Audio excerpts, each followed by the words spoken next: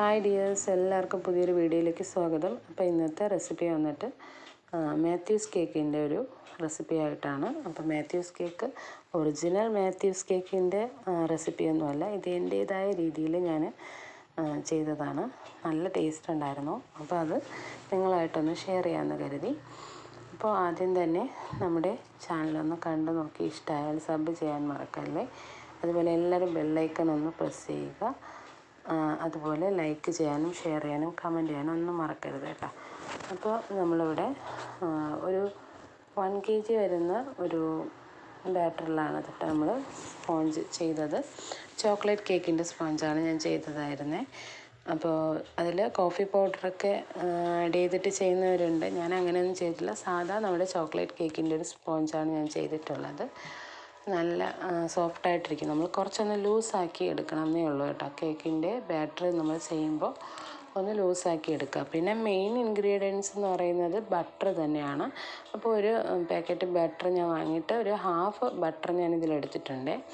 അപ്പോഴേ നല്ല ക്രീം കിട്ടുള്ളൂ. നമ്മളിതിൽ ബട്ടർ തന്നെയാണ് മീതെ ക്രീമിന് പകരം യൂസ് ചെയ്യുന്നത്.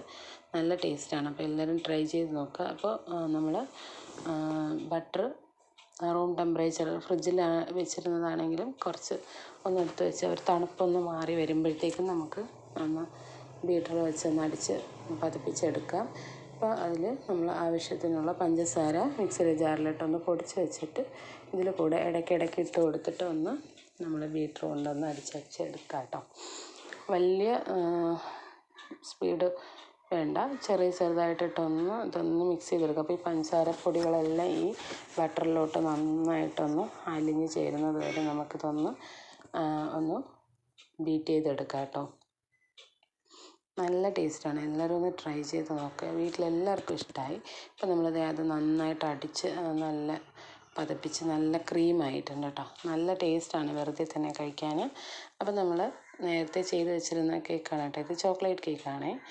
അപ്പോൾ ആ കേക്ക് നമ്മൾ തണുത്ത് കഴിഞ്ഞപ്പോഴത്തേക്കും അതിൽ നിന്ന് എടുത്ത് മാറ്റി. വേറെ പണികളൊന്നുമില്ല, ഈസി ആയിട്ട് ചെയ്തെടുക്കാം.